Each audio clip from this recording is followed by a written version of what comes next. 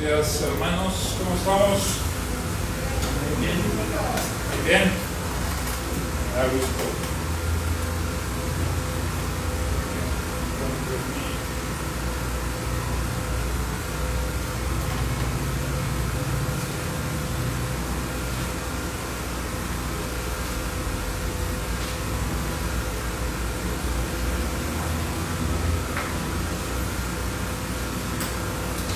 Vamos a comenzar orando.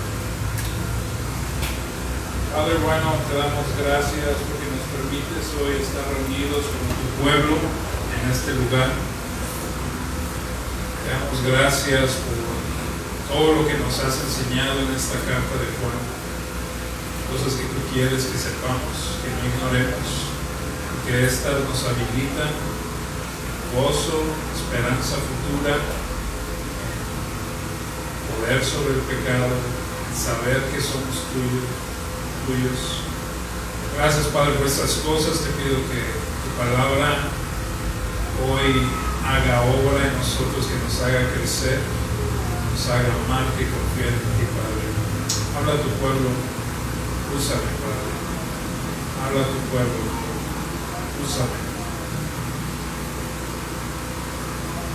En el nombre de tu Hijo Jesús.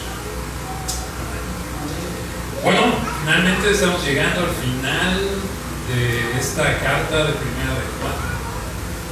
5 capítulos, varias semanas. Dios ha estado hablando por medio de este apóstol Juan a una red de iglesias que había un gran problema, ¿verdad? Falsa enseñanza, falsos maestros, negando que Jesús es el Cristo, hablando de cosas que no son verdad. Ellos salieron de la iglesia verdadera, y no solo salieron físicamente de la iglesia verdadera, sino también abandonaron la creencia verdadera, la fe a Cristo, el único medio de salvación. Y es la razón de esta carta. Entonces estamos en capítulo 5. Acompáñame ahí a capítulo 5. Vamos a leer la sección que nos toca el día de hoy. Capítulo 5, Primera de Juan, capítulo 5, versículo 13 hasta el final. ¿Ok? Voy a pedirles que se pongan de pie una vez más.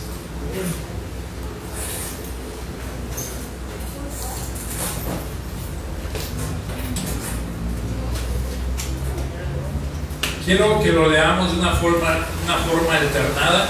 Voy a empezar en el versículo 13. Ustedes siguen en el 14 y nos unimos en el 21. Entonces comienzo el 13, ustedes siguen en el 14. Estas cosas os he escrito a vosotros que creéis en el nombre del Hijo de Dios, para que sepáis que tenéis vida eterna, y para que creáis en el nombre del Hijo de Dios.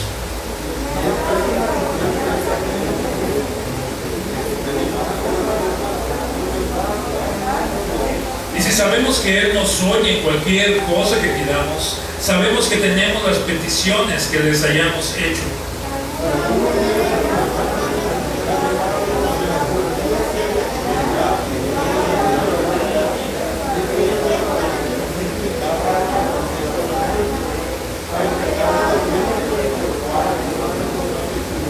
Toda injusticia es pecado, pero hay pecado no de muerte.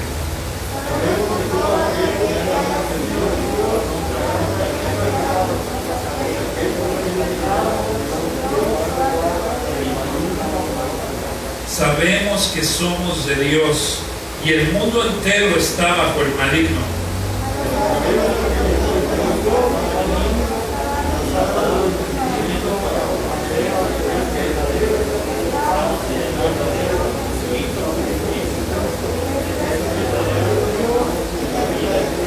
Hijitos guardados de los siglos. Amén. Pueden sentarse. Entonces el pastor Eduardo terminó contundentemente la semana pasada, el domingo. Y quiero nada más leer los últimos 2 versículos de esa sección. Me estoy refiriendo al versículo 11 y 12. Dice: Y este es el testimonio que Dios nos ha dado, vida eterna. Y esta vida está en su Hijo. El que tiene al Hijo, tiene la vida. El que no tiene al Hijo de Dios, no tiene la vida. Son palabras contundentes, finales, con las que cierra esta sección.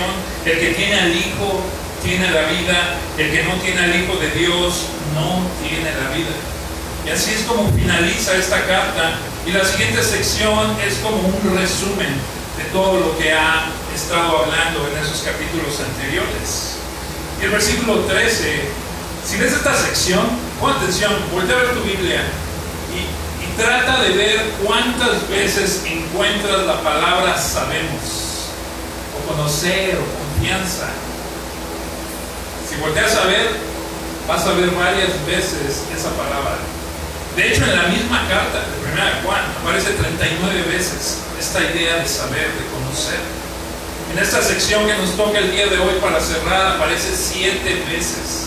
Lo que quiere decir que en un texto, en una sección tan pequeña, que abunde esa palabra, eso nos está indicando que el autor quiere hacer un énfasis en eso. Y el énfasis aquí es saber. Saber. Hoy en día se dice que el conocimiento, el saber es poder, ¿verdad? Basta con sacar tu teléfono, cualquier duda que tengas, vas ahí al servidor, buscas algo y te viene todo tipo de conocimiento. Puedes saber muchas cosas. Cosas buenas, cosas no tan buenas.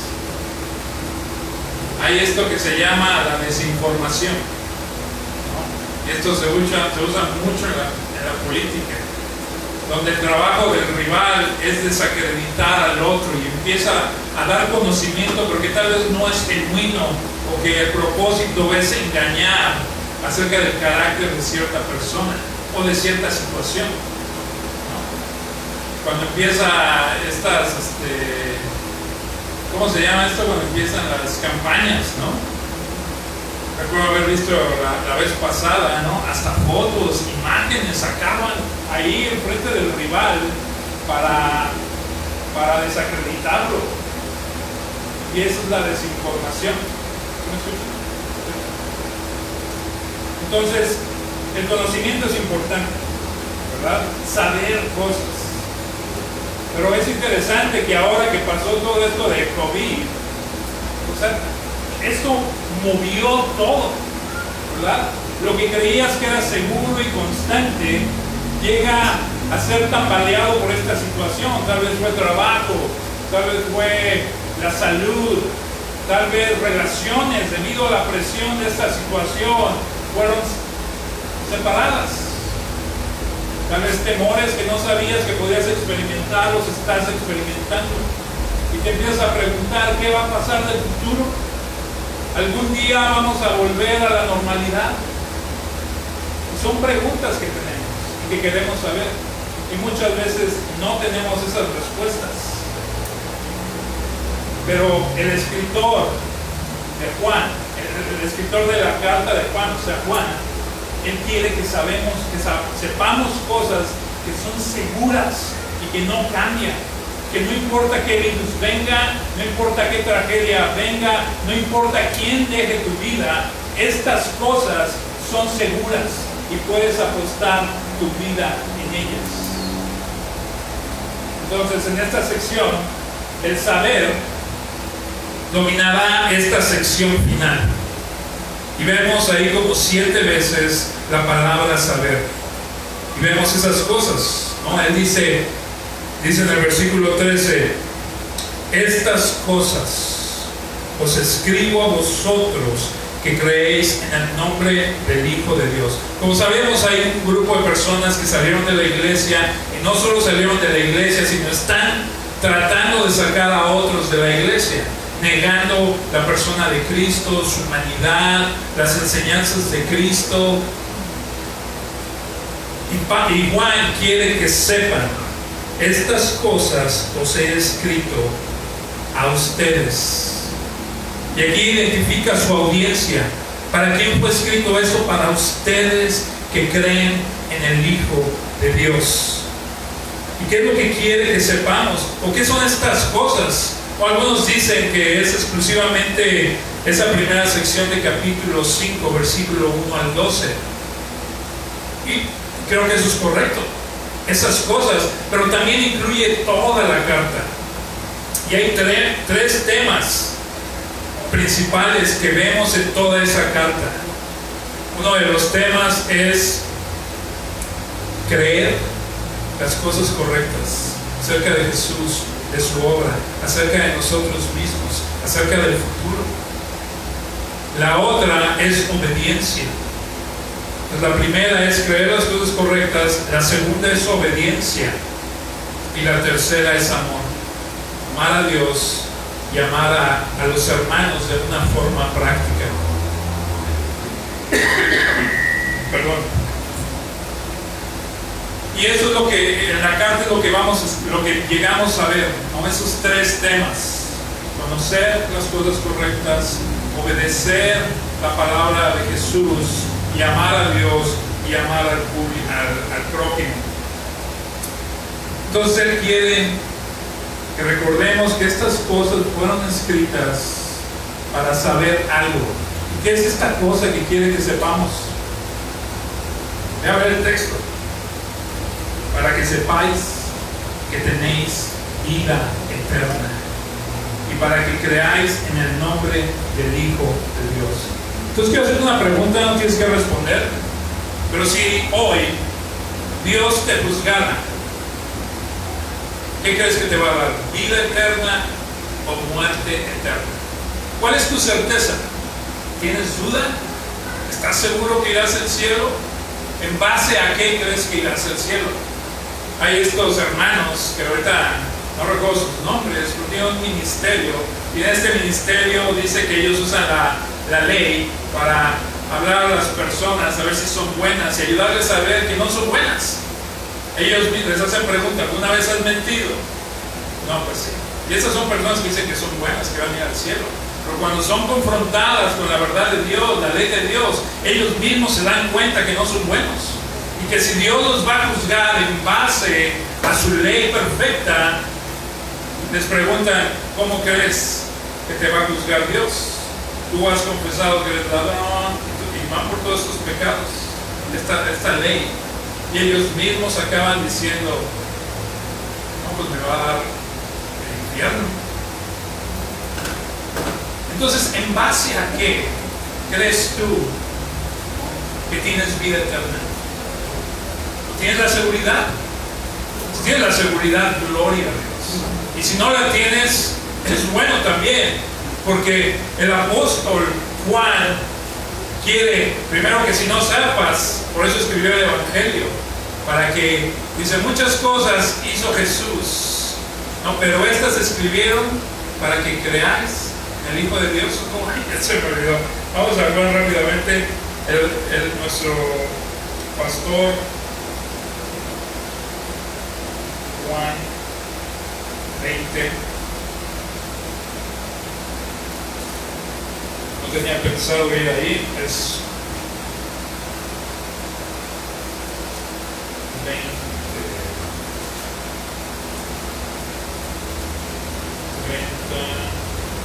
Dice: hizo además Jesús muchas otras señales en presencia de sus discípulos, las cuales no están escritas en este libro, pero estas se han escrito para que creáis que Jesús es el Cristo, el Hijo de Dios, y para que creyendo tengáis vida en su nombre. O sea, el propósito del Evangelio de Juan es dar vida eterna. El propósito de la primera carta de Juan es que tengas seguridad que tienes vida eterna. ¿Y en base a qué? ¿Cuáles son las pruebas que el apóstol Juan da con el cual te puedes medir para ver si tienes vida eterna? Y empieza a hablar de esos tres temas: creer las cosas correctas acerca de Jesús, de su ministerio, de su nacimiento, de su vida, de su muerte, de su resurrección, cómo nos relacionamos con Él, en base a qué, ¿verdad? En tu obediencia a la ley de Cristo. Y digamos, ¿cuál es la ley de Cristo? Es amor. amar a Dios, amar al prójimo, ¿verdad? Entonces, si tú ves tu vida y empiezas a ver rasgos de eso, que estás creyendo las cosas correctas, el Evangelio, Cristo, ¿quién eres tú apartado de Cristo? Un pecador. Eso es lo que primero se necesita para poder arrepentirte, ¿verdad? Tienes que entender que tienes una gran necesidad. Y no solo tú, el resto de la humanidad, ¿verdad? Entonces, creer las cosas correctas acerca de Jesús y acerca de ti. Entonces, después dice, pero Pablo, Juan, sigo diciendo Pablo, Juan ha hablado varias veces con este tipo de hablar de estas cosas os escribo. En 1 de Juan, capítulo 1, versículo 4, dice, estas cosas os escribo para que vuestro gozo sea cumplido. Estas cosas que está escribiendo Juan es para que tu gozo sea cumplido, sea completo. ¿A quién le gusta gozarse?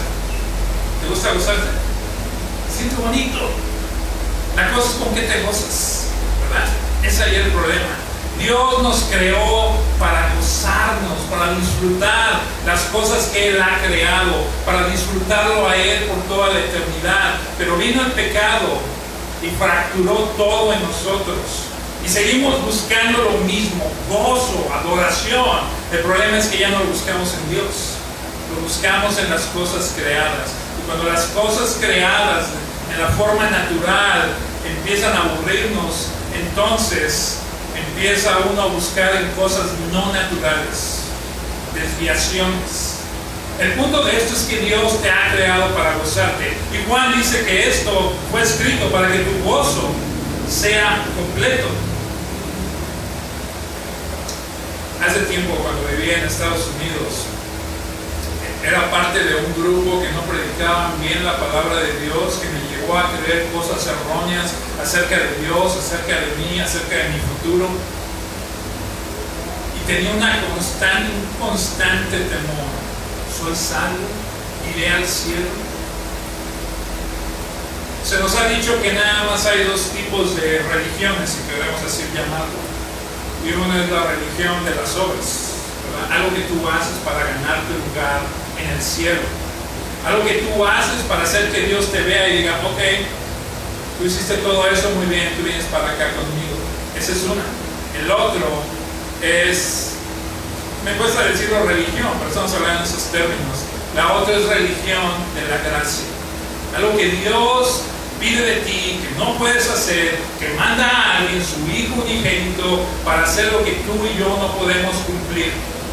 Y después la ira que es para nosotros es derramada en su hijo obediente. Y es así como Dios nos declara justos en esta religión de gracia. El saber que tienes vida eterna y que esto no es algo que tú hayas hecho o que tenga el origen en ti, sino que Dios mismo mandó a alguien, lo más valioso, su hijo unigénito, para hacer lo que tú y yo no podamos. Eso genera una paz, porque tú no lo originaste, fue Dios mismo. Él pide el precio, Él da el pago y te declara justo. Vida eterna. ¿Quién nos separará del amor de Dios en Cristo Jesús? Nada, ni la vida ni la muerte. Y al final dice el apóstol, y por si me falta algo, ni ninguna cosa creada nos podrá separar del amor de Dios en Cristo Jesús. Si estás en el Hijo, como dice el versículo 12, el que tiene al Hijo tiene la vida. El que no tiene al Hijo no tiene la vida. ¿Tienes seguridad de tu vida eterna? Y es fácil, hay un solo camino. Jesús dijo, yo soy el camino, la verdad y la vida, y nadie va al Padre, vida eterna, si no es por medio de mí. Y eso es lo que el apóstol Juan quiere que sepa su audiencia original, y quiere que sepas tú. Que tu gozo sea completo. Y ese gozo se origina en el saber que tienes vida eterna, y esto es por medio de Jesús. Tenía unos amigos allá en Indiana, no sé si han oído de los Amish. Bueno, empecé a trabajar con ellos, gente muy peculiar, desde su forma de vestir hasta su forma de hablar, su corte de cabello súper peculiar. Amigos míos, lo recuerdo bien. Pero ellos tenían un problema. Sus sermones siempre eran en un lenguaje que ellos no entendían, un lenguaje que no era suyo desde el principio, un tipo de alemán, y más una derivación de este lenguaje, algo que habían mutado, un lenguaje que no hablaban diariamente, pero que los domingos les ofrecían algo que ellos no entendían. Esto los llevó a un legalismo: hombres con barbas largas, sombreros negros, montando o siendo llevados en un carrito por caballos, mujeres con cabezas cubiertas, vestidos largos hechos por ellos mismos. Una señal del mundo era traer botones, por eso no usaban botones. Su barba nunca debía ser arreglada, siempre alebrestada. Amish, que no entendía. Llegué yo al conocimiento de las doctrinas de la gracia, y empecé felizmente a tratar de compartir con ellos, porque aunque se veían, aparentaban una humildad externa, yo los conocía. Yo viví entre ellos, oí sus charlas, vi lo que les gustaba, recibí su vida. Yo era un animal de carga entre ellos. Cuando empecé a hablar de seguridad de salvación, ellos decían: no, Omar. No pueden decir Omar, decían: no, Omar. Para eso hay un día del juicio. En ese día se sabrá quién es salvo y quién no. En ese día las ovejas serán separadas de los chivos. Por eso hay un día del juicio, y por eso no puedes saber que tienes vida eterna. No hay seguridad de salvación. Imagínate qué desgracia vivir una vida en la cual no estás seguro si has sido perdonado o no. Hoy comí cornflakes en vez de Choco Crispies. ¿Habré perdido mi salvación? Eran el tipo de preguntas que me hacía yo. ¿Cuál es? Ahorita nos reímos, o me río, o te veo reír, pero en ese momento pesaba sobre mi alma. Y eso me hace pensar en este monje, ¿no? ¿Cómo se llamaba? Martín Lutero. Un hombre que cuando dedicó su vida a la religión, el peso de su pecado estaba sobre él, y trataba de hacer cosas para ganar su entrada en el cielo, pero siempre veía a este Dios santo juzgándolo día y noche. No había nada que él tratara de hacer, todo lo trataba de hacer, y no había nada que le pudiera dar seguridad, hasta que alguien le introdujo o le mostró al Hijo. Y ahí fue cuando él vio que Jesús vino a tomar su lugar y a darle vida eterna, y con eso experimentó gozo. ¿Tienes seguridad de salvación? ¿Estás experimentando el gozo del cual Juan habla en el capítulo 1, versículo 4? Estas cosas os escribo para que vuestro gozo sea cumplido. ¿Y de dónde viene ese gozo, Juan? Del saber que somos perdonados y que tenemos vida eterna. ¿Tienes esa seguridad? ¿Sí? ¿No? ¿Te preocupa? Déjame decirte algo. Si no te preocupa, las noticias no son buenas. Pero si te preocupa, puede ser que Dios está empezando a trabajar en ti, haciéndote ver tu gran necesidad, y que no importa qué persigas, el gozo no está al final de ese camino. No importa si es dinero, no importa si es relación, no importa si es algo material, el gozo no está ahí. Créeme, he buscado el gozo en esos caminos. Te hacen promesas: ven, sígueme y te daré gozo. Al final se vuelve como grava en tu estómago, se seca, no hay gozo ahí. Hay cosas buenas, se pueden volver lo más importante: relaciones, posesiones. Esas cosas son malas en sí mismas, pero no pueden darte el gozo eterno del cual habla Juan en el capítulo 1, versículo 4. Después dice en 1 de Juan, capítulo 2, versículo 1: hijos míos,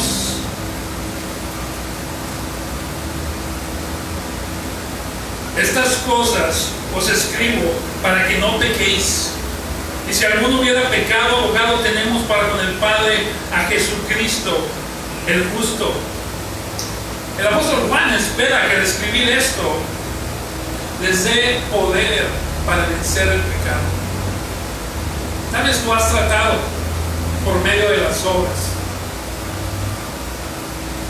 Te das cuenta que no tienes poder contra el pecado. Parece que vas bien unos días y después te encuentras cayendo nuevamente en eso. Y el juicio está sobre ti.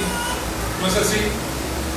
Sí, he intentado, sé que esto es malo, pero no puedo, me gusta mucho. Por ti mismo no puedes.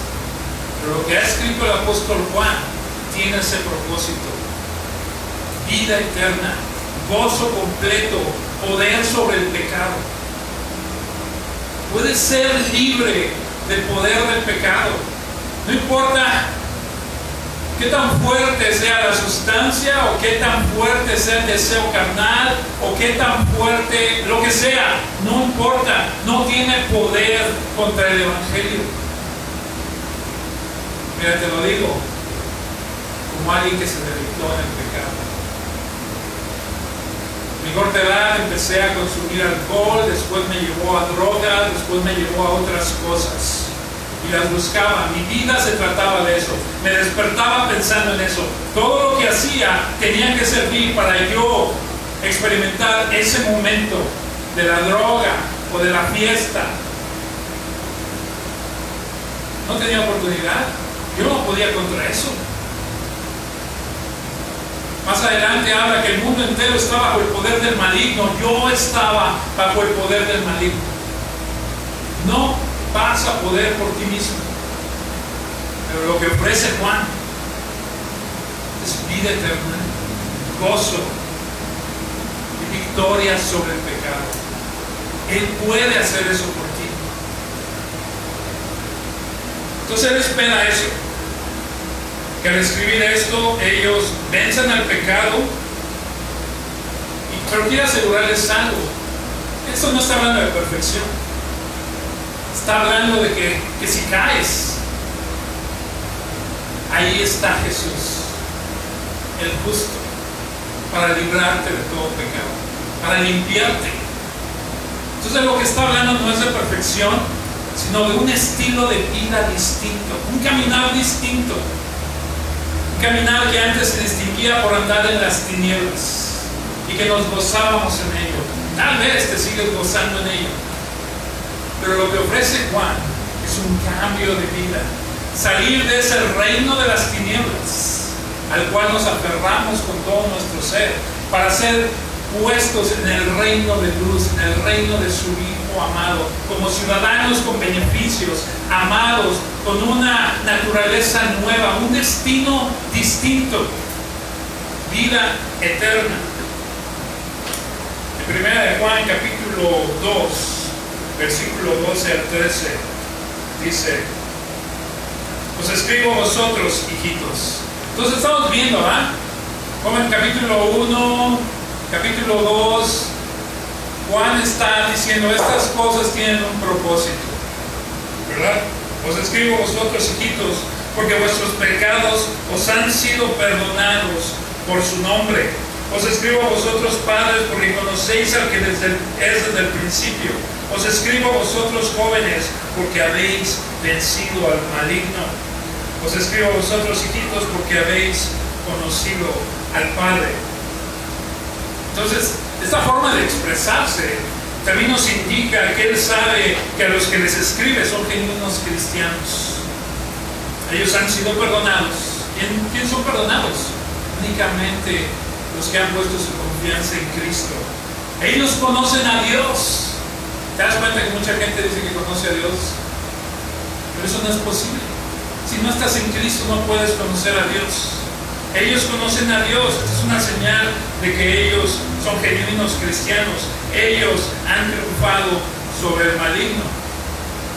Después en capítulo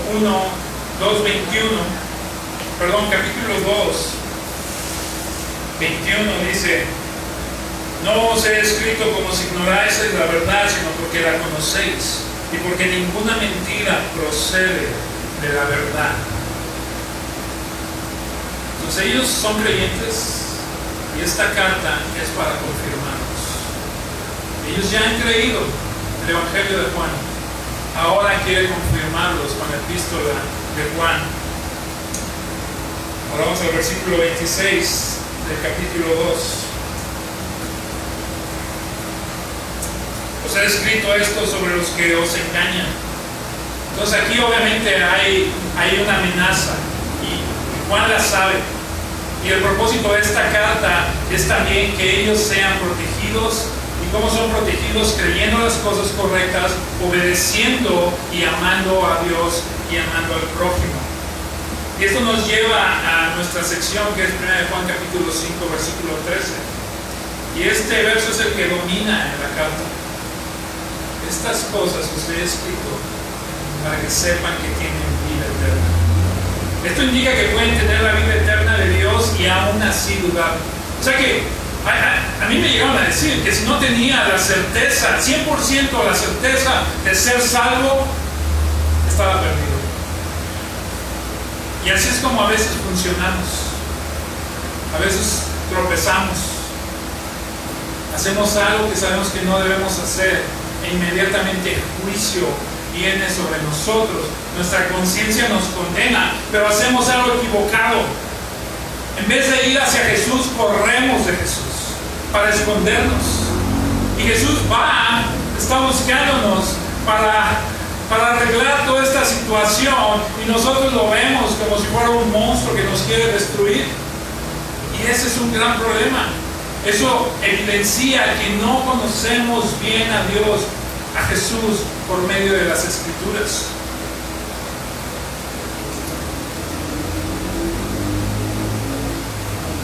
Entonces está bien que dudes. No todo el tiempo. Y está bien que informes tu conciencia, que tu fe sea construida en lo que la Biblia revela acerca de Dios. Mira, la verdad, tú y yo, no sé qué opinión tengas acerca de ti mismo, pero somos lo peor. Lo que tú alcanzas a ver acerca de ti no se acerca, apenas toca la superficie. Si tuvieras los ojos de Dios, los ojos de Dios, te aterrarías de tu realidad. Recuerdo que alguien decía, que era esta Spurgeon, ¿no? Que cuando la gente hablaba mal de él, no le importaba. ¿Sabes por qué? Él decía, si en verdad me conocieran, sabrían que soy peor que lo que ellos ven. Esa es la realidad tuya y mía. ¿En serio? Si no lo puedes ver es porque tienes una idea errónea acerca de ti mismo, piensas que eres bueno. Pero si usamos la ley vemos que no. Y ahí, amigo, hermano, es donde vemos la gracia de Dios, que siendo aún pecadores, no en tu mejor día, siendo pecador, Cristo murió. Él trajo todo. Él trajo todas las buenas obras que tú deberías hacer y las puso ahí, y el Padre se agradó de él. Este es mi Hijo amado, en quien me complazco. Tú y yo no podemos complacerlo. Tú y yo no podemos complacer a Dios apartados de Cristo. Entonces, creer cosas correctas, obedecer, amar a Dios, amar al prójimo. Jesús dijo en Juan 10, 28, 29, y yo les doy la vida eterna.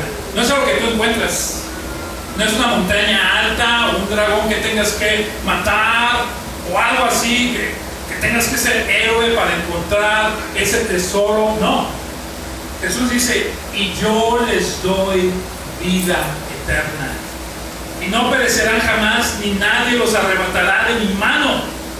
Mi Padre que me las dio es mayor que todos, y nadie las puede arrebatar de la mano de mi Padre. Ahí está la seguridad del creyente, que estamos en la mano de Jesús. Fuimos dados por el Padre a su Hijo amado,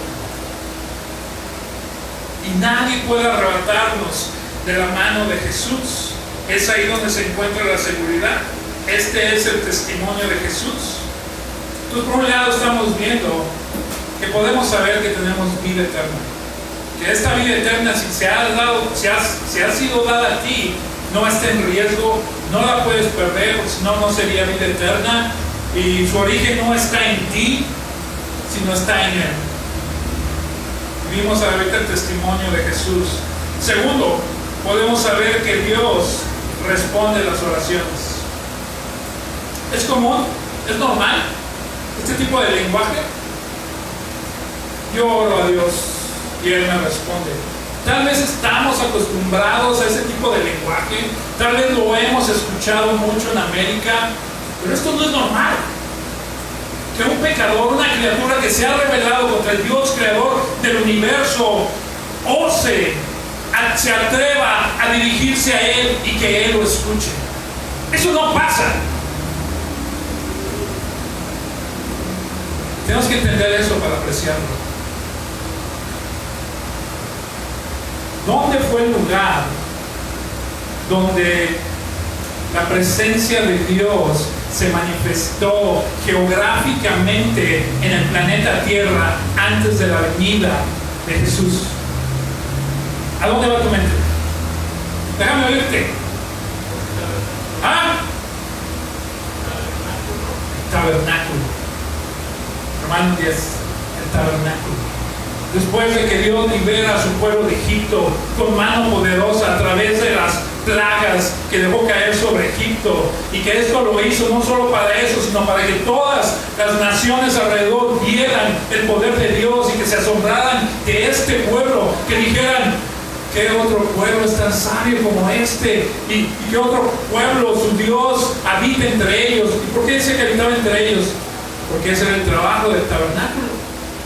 Era donde estaba la presencia de Dios, el creador del universo, que no vive en casas hechas por manos de hombres, decide habitar en medio de su pueblo. ¿Y es la primera vez que hacía eso Dios? No. Si vas al principio de la historia, Génesis, ahí estaba Dios habitando con ellos, caminando con ellos. El hombre y la mujer se gozaban en la presencia de su creador, hasta que algo terrible pasó. La serpiente vino, engañó, el hombre y la mujer cayeron y desobedecieron y fueron echados de la presencia de Dios. El tabernáculo vuelve por un tiempo, no perfectamente, a que Dios habite en medio de su pueblo. Pero si notas algo al ver eso, sales diciendo: ¡ah, yes! Dios en medio de nosotros, ¡viva otra vez! Pero no era tan gozoso. ¿Por qué? Porque había un constante recordatorio de que algo está mal en la relación. ¿Por qué? Pues había como filtros a los cuales no podías acercarte demasiado. Estaban los atrios, ¿no? Lugares donde tal vez los gentiles podían llegar, pero no más allá. Las mujeres judías podían acercarse, pero no más allá. Los hombres judíos podían acercarse un poquito más, pero no más allá. Y después vemos que Dios instituye sacerdotes. Y el trabajo del sacerdote es que Dios instituyó ofrendas que podías traer o sacrificios para arreglar tu problema constante de impureza. Entonces, los sacerdotes, su trabajo era tomar lo que tú traías y ofrecerlo por ti. Entonces ellos eran intermediarios, estaban entre el pueblo y Dios. Y eso es un recordatorio que algo no está bien. Hay una historia donde un hombre, el arca del pacto, que no la podía tocar nadie más, sino nada más los sacerdotes, los levitas. A alguien se le ocurre, se va a caer el arca y alguien mete la mano para que no se caiga y cae muerto. Así de peligroso es Dios para hombres que no son perfectos. De hecho, una vez Moisés le pidió a Dios: déjame ver tu gloria. Y Dios le responde: eso no puede ser, Moisés. El hombre que me vea morirá, porque yo soy santo. Es que lo que no entendemos, hermana, es que nosotros somos como esas figuritas de seda que si las pones ante un gran soplete de fuego, nos destruiríamos. Eso es lo que pasaría si estuvieras en la presencia en tu estado caído. Morirías.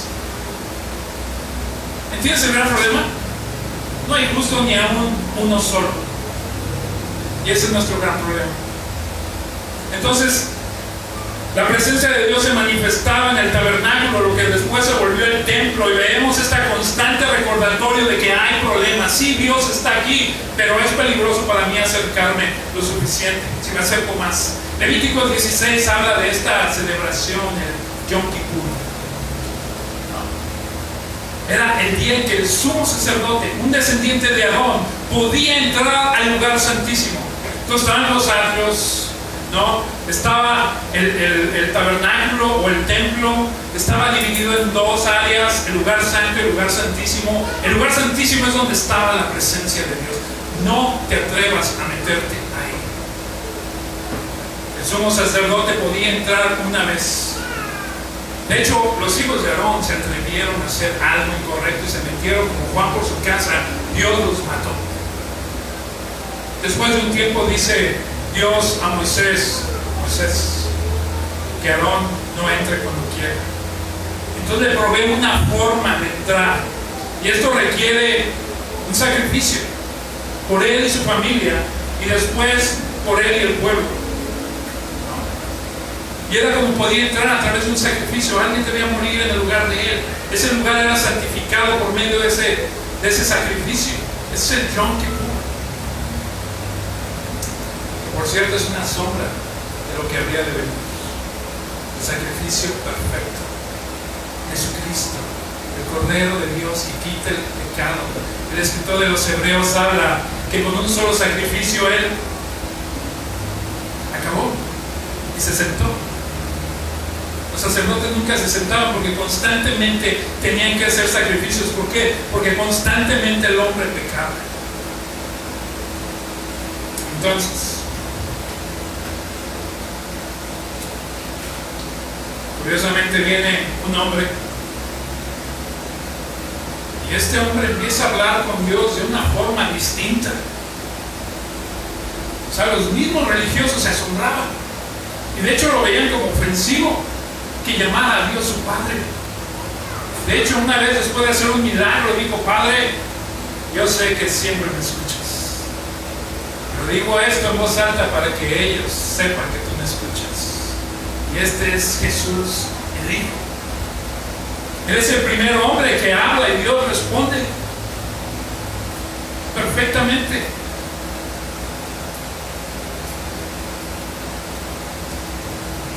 Pero ahora, esta sección nos dice: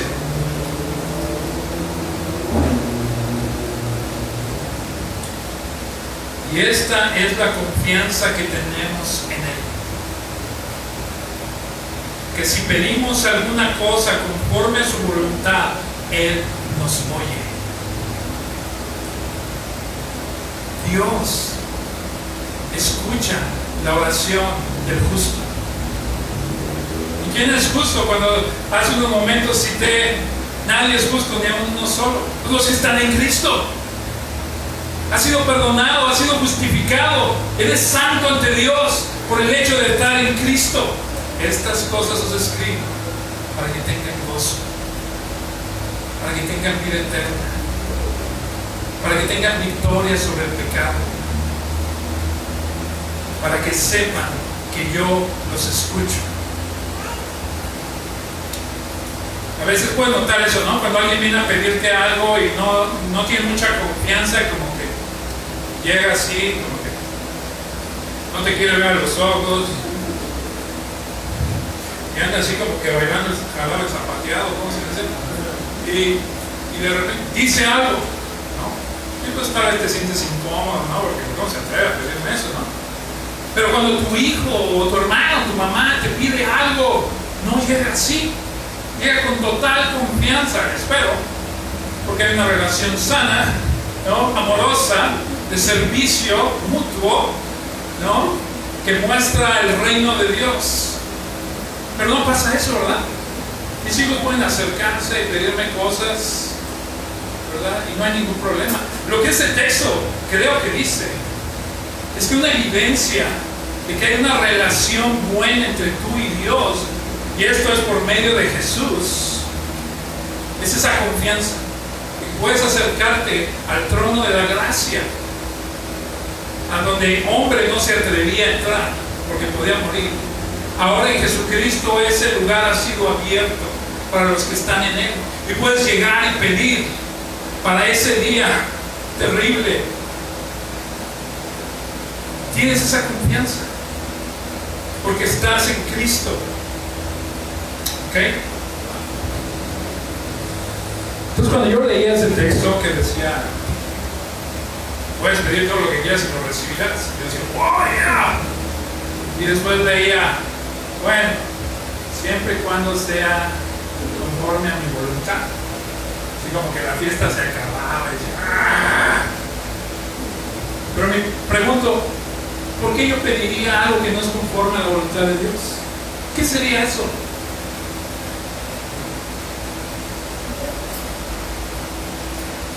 Si Romanos nos dice que la voluntad de Dios es buena, ¿es qué? ¿Cómo dice? Buena, aceptable y perfecta. O sea, tú puedes tener tu voluntad y puedes creer que esa cosa o ese cuate o ese carro o ese cuerpo que tanto deseas tener es lo mejor, pero créeme, Dios sabe mejor. Su voluntad es perfecta, es buena. Puedes confiar en lo que Él quiere darte. Y por lo tanto deberías de saber cuál es su voluntad para orar conforme a esa voluntad. Porque esa oración es la que Dios contesta. No siempre sí. A veces sí, a veces no, a veces todavía no. Pero puedes confiar que detrás de eso es buena esa voluntad, ¿no? Yo estuve leyendo un poco o escuchando de George Mueller. Soy de este cuate, te lo recomiendo. Puso mi corazón a latir, mis lagrimitas casi se me salen, ¿no? Este cuate era un guerrero en la cuestión de la oración. Tuvo, aquí anoté un poquito de lo que tuvo, como 10,000 huérfanos. 117 escuelas cristianas, horas en oración, leía la Biblia 4 veces al año. Él estuvo allá en un lugar que ahora conocemos como Alemania, pero sus inicios no fueron tan sacros, tan buenos. A la edad de 10 años su papá lo manda, piensa que lo mejor es que se dedique a la religión del Estado y ahí va a tener comodidad y todo va a estar bien. Este cuate a los 10 años lo mandan para allá y agarra la parranda este amigo, desde chavito, bien borracho. Como a los 14 se muere su mamá, este cuate ni se entera que anda en la borrachera. Después crece, su papá es como cobrador de impuestos, algo así. Y con sus palancas lo mete a, pues ahora sí que a la religión, ¿no? Aunque sabe que su hijo de religioso no tiene nada. Pero solo lo que está procurando es un buen trabajo, ¿no? Paz para él, ¿no? Para el papá. Pero ahí entra en contacto con un hombre. lo empieza a influenciar, y empieza a hablar de Dios, y él empieza a ver quién es Dios, y empieza a leer las Escrituras, y es como su vida es transformada. Este hombre no le gustaba pedir dinero, ni decirle a nadie: hey, tengo estos huerfanitos aquí que tienen hambre, oren por favor, no, órale para que Dios responda. No, él se lo guardaba para sí mismo, y él oraba, y oraba. Hay una ocasión donde está en la mesa, no tiene nada que comer, está orando a Dios, dándole gracias por los alimentos, y en el momento que terminan, llega el panadero con pan fresco para todos. Después se descompone el carro de la leche enfrente de su casa, y viene y les da leche. Ese tipo de respuesta a la oración da Dios. Y generalmente son oraciones por otros. Sí, vamos a orar por nosotros, ¿verdad? Que te ame más Dios, que sea yo más como Jesús, que pueda yo servir a mi prójimo como a mí mismo, morir yo. Sí puedes orar por ti, pero también puedes orar por los demás. Señor Jesús, ¿cómo oraba por los suyos? ¿Verdad? Oro por los que me has dado. La oración del justo puede mucho. Entonces, George Mueller. Entonces, la voluntad de Dios es buena. No te pongas triste. Él te puede dar más allá de lo que puedes pedir. El versículo 16, versículo 17 dice: si alguno viera a su hermano cometer pecado que no sea de muerte, pedirá a Dios y le dará vida. Esto es para los que cometen pecado que no sea de muerte. Hay pecado de muerte por el cual yo no digo que se pida. Hermanos, este texto está difícil. Estuve leyendo comentarios, cada quien tiene su opinión, y su opinión no la agarran fuerte, que reconocen que es un texto difícil. Hay varias cosas que a las que se está refiriendo. Entonces, lo que yo diga, pues lo digo con humildad, sabiendo que puedo estar mal, porque grandes hombres estudiosos de la Biblia no están seguros. Entonces, primero lo que tenemos que observar es que hay hermano, dice primero, hermano cometiendo pecado que no sea de muerte. En segundo lugar, habla de tal vez de otro hermano cometiendo pecado que lleva a muerte. Y la pregunta crucial es: ¿qué tipo de muerte está hablando? Sabes que hay dos muertes, ¿no? Dice que los que están en Cristo no experimentarán la segunda muerte. Todos experimentamos la primera muerte. Un día vamos a morir, ¿sí? O sea, puedes apostar en eso. No es saber, tal vez no. Vas a morir. Primera muerte. Son las consecuencias de la desobediencia del jardín. Muerte. Pero la segunda muerte es la espiritual, es separación de Dios, en un lugar preparado para su archienemigo, Satanás, el diablo, el falso profeta, el anticristo y todos aquellos que rechazaron el testimonio de Cristo. Infierno. Ese es un lugar que no quieres ir. It's not cool, como dicen los chavos. ¿Ok? Y la pregunta es: ¿de qué está hablando? Habla de pecado, no de muerte. Dice: si alguno viera a su hermano cometer pecado que no sea de muerte, pedirá y Dios le dará vida. Y aquí estamos viendo la oración en acción. Puedes orar por ti, recuerdas que puedes orar por ti, pero también hay esta oración que le llaman intercesión, es interceder por alguien, un hermano que está experimentando dificultades, tropiezos, qué sé yo. Entonces la pregunta es: ¿muerte física o muerte espiritual? La otra pregunta es: ¿en ambos ejemplos está hablando de cristianos? ¿O no está hablando de cristiano y en otro de un no cristiano? Alguien que tal vez piensa que es cristiano, pero que no lo es. Entonces hay tres posibilidades, de las que puede haber más, no lo sé, pero tres posibilidades. Uno, este es un pecado grave que se comete deliberadamente a sabiendas que no es bueno. Y en este ejemplo aquí la muerte es física. ¿Okay? Hay algunos ejemplos que encontré. El primer ejemplo es Ananías y Zafira. ¿Te acuerdas? Hechos. En el capítulo 5, la primera parte. son este hombre y mujer que ahora son parte de la comunidad de creyentes. O sea, ellos mismos, supongo que los demás los reconocen como cristianos, ¿verdad? Ven en un terrenito, ¿no? Todo el mundo está dando, ¿no? Todo tiene todo en común, bien padre la onda acá, bien socialista, ¿no? Todos iguales, ¿no? Nada coludos, nada, ¿cómo va a ser dicho? Nada coludos ni nada colones, o algo así, ¿no? y están todos dando bien chido, todos están repartiendo bien, y llegan estos cuates y ven esa dinámica y van y venden su terreno, y lo venden en tanto dinero, y después llegan con Pedro, y Pedro, este cuate se llama que Ananías y Zafira, su esposa, da el dinero, pero sale a la luz que aunque ellos dijeron que dieron todo el dinero, realmente se quedaron con parte del dinero. Y Pedro los confronta y les dice: no han mentido a hombre, sino al Espíritu Santo. Dijeron que vendieron el terreno en tanto, pero realmente fue tanto. Y caen muertos. Para mí siempre la pregunta es: ¿eran cristianos genuinos o no?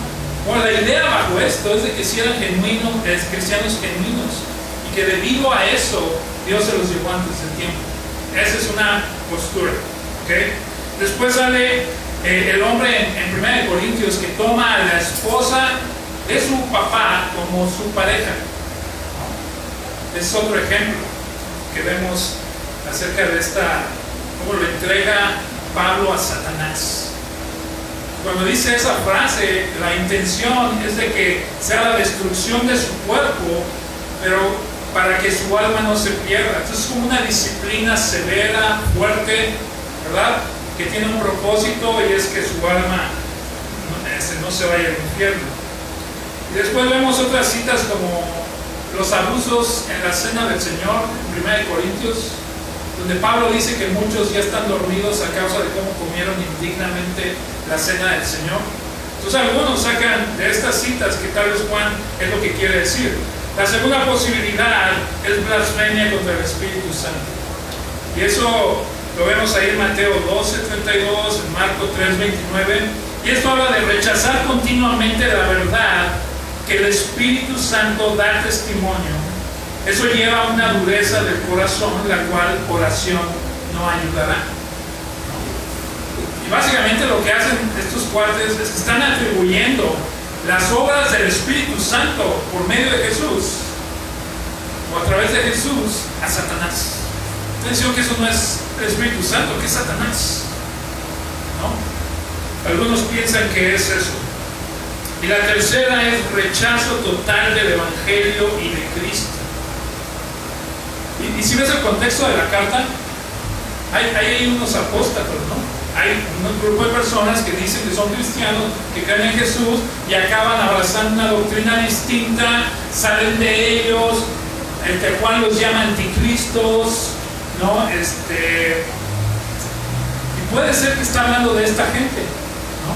Gente que está en medio del pueblo pero que no es parte del pueblo de Dios y que están rechazando el Evangelio, o sea, la forma de estar bien con Dios, la persona de Cristo, ¿no? Ellos están diciendo que, ¿te acuerdas lo que decía? Que no era 100% hombre, entonces, que no era el Mesías. Están rechazando el Evangelio. Y pudiera ser que esa es la razón por la cual Juan está hablando en base a esas personas, que básicamente son personas.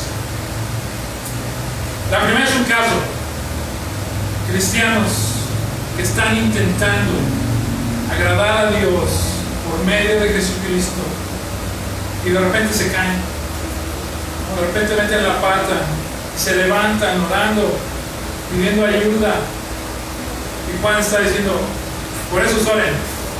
Pero por estos otros que dicen que son cristianos pero rechazan el testimonio de Cristo, la forma de ser salvos, por eso les pido que ni oren, ¿no? Entonces son las tres posibilidades. Versículo 17 afirma que toda injusticia es pecado, y aún así dice: hay pecado que no lleva a muerte. Y Juan ha hablado, ¿verdad?, de que si cometemos pecado, ahí está Jesucristo el justo. O sea, que obviamente cometes pecado, te arrepientes, Jesús te puede perdonar y limpiar nuevamente. Entonces, 3, podemos conocer la victoria sobre el pecado. El apóstol quiere que estemos seguros que hemos nacido de nuevo. Por última vez en esta carta, el apóstol habla del nuevo nacimiento. Sabemos que todo que nace de Él. Él quiere que sepas que esto no es una habilidad humana, sino que realmente es porque has nacido de Él. El saber que has nacido de Él te da pertenencia, ahora perteneces a Él. Eres ahora de la familia de Dios. De hecho, la vida de Dios está en ti. Él quiere que sepan eso. Él dice acerca de estas cosas: cuando estaba con ellos en el mundo, yo los guardaba en tu nombre. A los que me diste yo los guardé y ninguno de ellos se perdió, sino el hijo de perdición, para que las escrituras se cumpliesen. Primera de Pedro, capítulo 1, versículo 5: que sois guardados por el poder de Dios mediante la fe para alcanzar la salvación que está preparada para ser manifestada en el tiempo postrero. Judas 24: y aquel que es poderoso para guardarnos sin caída y presentaros sin mancha delante de su gloria con gran alegría. Después habla de que el diablo no los toca, pero que el mundo está bajo el poder del maligno. ¿Te has puesto a pensar eso? El poder del maligno, el príncipe que opera sobre los hijos de desobediencia. Recuerdo hace muchos años leí un libro loco de un autor que se llama Peretti, algo así de Traspasando las Tinieblas, no recuerdo cómo se llama el libro, pero hablaba de estos espíritus, el mundo espiritual. Y bueno, este cuate no sabía de lo que hablaba, ¿no? Pero si fuera así, si pudieras ver esos principados y potestades en los lugares celestiales, en el aire, y vieras cómo operan sobre las personas, sobre las culturas, generación tras generación, y que eras parte de eso, eras esclavo de eso, que de hecho las cosas que haces y te gusta están dictadas por ese reino de las tinieblas, un reino preciso que tiene una acción y espera una reacción de sus súbditos, los hijos de ira. ¿Te has puesto a pensar eso? O sea, voltea a ver allá afuera y nada más hay 2 tipos de personas: los que están bajo ese reino de las tinieblas y los que están en el reino del Hijo amado. Cuando vayas en la calle y compres verdura o compres pollo, piensa eso: la persona que está enfrente de ti o está bajo el dominio del maligno o está bajo la libertad del Hijo amado. Es una realidad. Eso puede revolucionar la forma en que percibes el mundo y a las personas. Y que tienes el mensaje que puede liberar y dar vida eterna a alguien. Y que no se trata de tu habilidad, sino de tu fidelidad de compartir a otro ese mensaje que ha sido dado a ti, que se te ha confiado. El malvado no te toca. No son buenas noticias. Imagínate que empezaron a caer bombas por todos lados y que tú sabes que a ti ninguna bomba te va a caer. Te puedes bailar por aquí, por allá, puedes hacer para atrás, puedes improvisar, y nada te va a caer. Esa es la realidad de lo que habla eso. El malvado no te puede tocar. Y cuando habla tocar, es esta palabra de hacerte daño. O sea, sabemos que Dios permite, ¿verdad? ¿Sí sabes eso, que su voluntad es tan buena y perfecta que Él usa a esta criatura, el diablo, como una herramienta para santificarte. Entonces digas: ¡ay, no! Cruz, se vaya el diablo y venga Jesús. Hermano, no tienes que temer. Si estás en Cristo, Él quiere que sepas que el malvado no te puede tocar. Vemos algunos ejemplos. Un joven es un clásico de estos ejemplos. Recuerden esa historia, no se lo voy a contar todo por el tiempo, pero básicamente Satanás dice, no, te adora porque mira, lo tienes bien protegido, bien bendecido, pero quítale eso y vas a ver cómo te maldice. Dice, ok, quítale todo, pero no toques su alma. No te puede dañar de forma que cambie el curso tu destino eterno. Tu destino eterno, tu vida eterna es segura porque estás en Cristo Jesús. Pero si no estás en Cristo, teme, porque el poder del malvado está sobre ti, está controlando todo. Y por eso debes de correr a Cristo, si esa es la situación contigo. El malvado no le toca. En la situación de Pedro, ¿no? Jesús le dice a Pedro, Satanás, y dicen que en el original dice, está implorando, está, ¿cómo se dice? Begging. Suplicando, ¿no? Que lo dejemos, que te toque, te quieres zarandear. O sea, ¿has visto el frijol? ¿Cómo? Cuando agarran todo eso del frijol, lo meten en un cuarto, agarran un palote, ¡pa, pa, pa!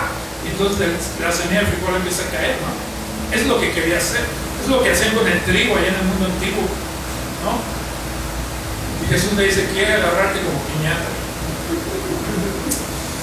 Dice, pero no temas.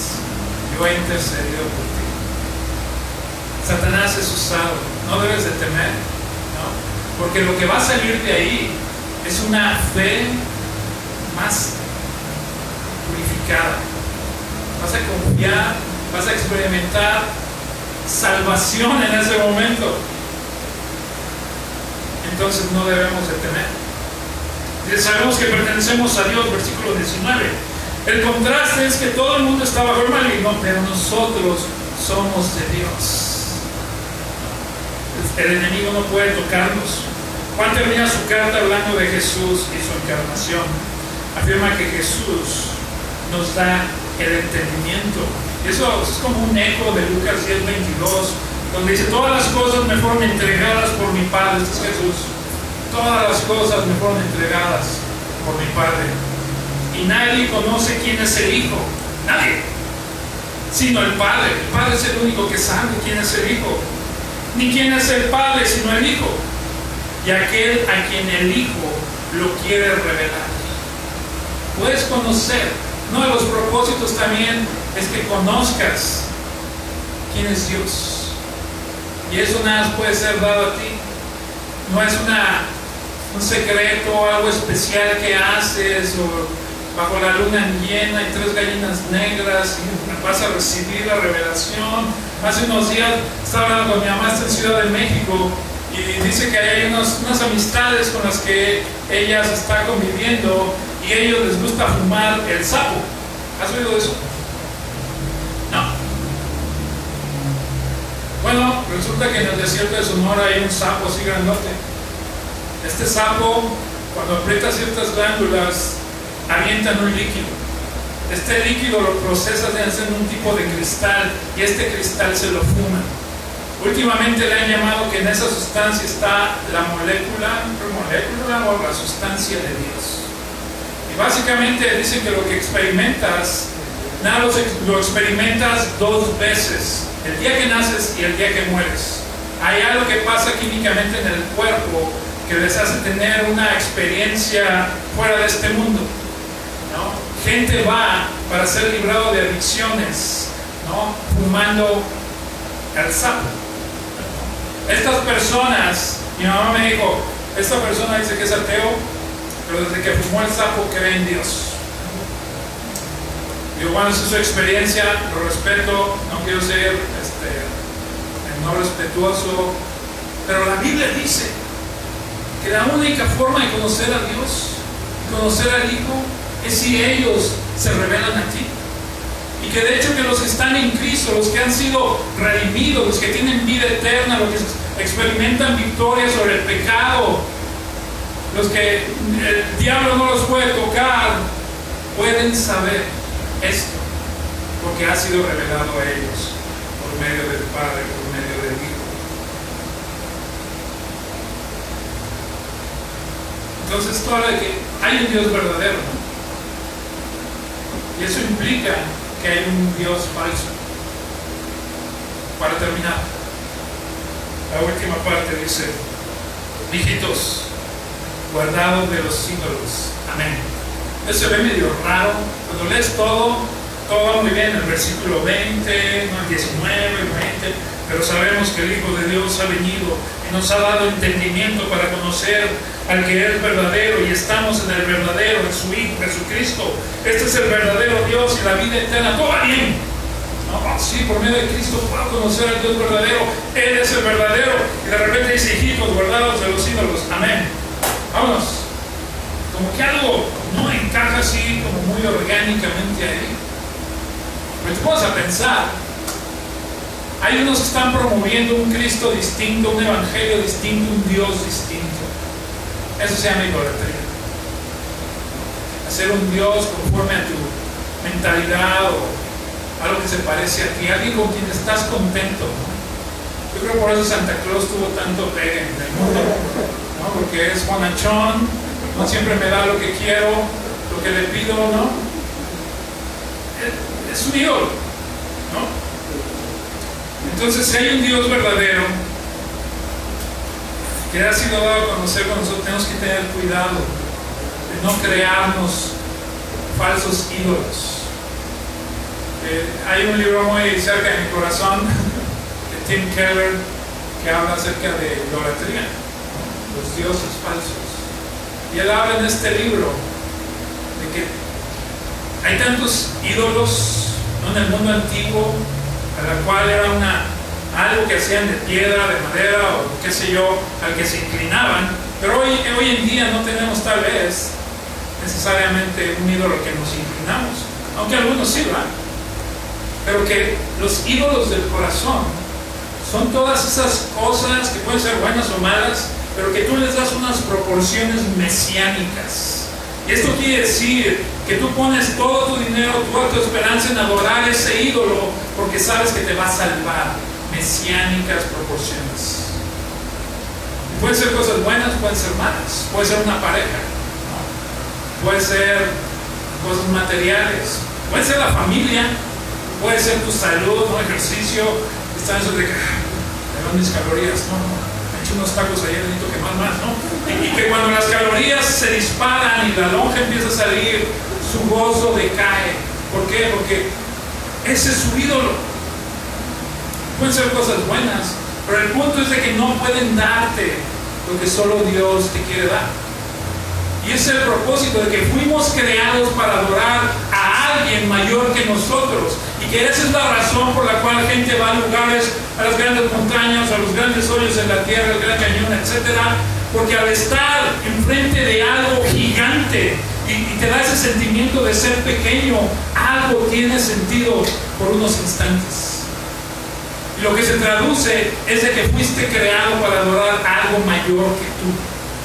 Pero como el problema del pecado vino y no quieres adorar a Dios, decides adorar las cosas creadas en vez del Creador. Y por eso gastas tu vida, tu dinero, tu energía en las cosas creadas, y eso es idolatría. Y por eso el apóstol Juan dice: hijitos, guardados de los ídolos. Adoremos al único Dios verdadero, a su Hijo Jesucristo. Solo en Él tenemos la vida eterna, el gozo eterno, libertad, no más enemigos, no más enfermedad, no más llanto en el futuro. Tenemos esas esperanzas. Oramos. Padre bueno, te damos gracias por esta carta, te damos gracias por lo que tú quieres que sepamos. Si experimentamos temor hacia las cosas o hacia el enemigo, solo es porque no conocemos tu palabra, porque tu palabra nos ha dado todo para vivir esta vida y la futura. Gracias, Padre, te damos por el conocimiento que viene de tu palabra, que has revelado. Gracias te damos por tu Hijo Jesús. Da vida en este día, da esperanzas de vida, y que te adoremos mejor, como tú te mereces, Padre. Gracias, Señor Jesús, te damos. En el nombre de nuestro Señor Jesucristo oro. Amén. Gracias.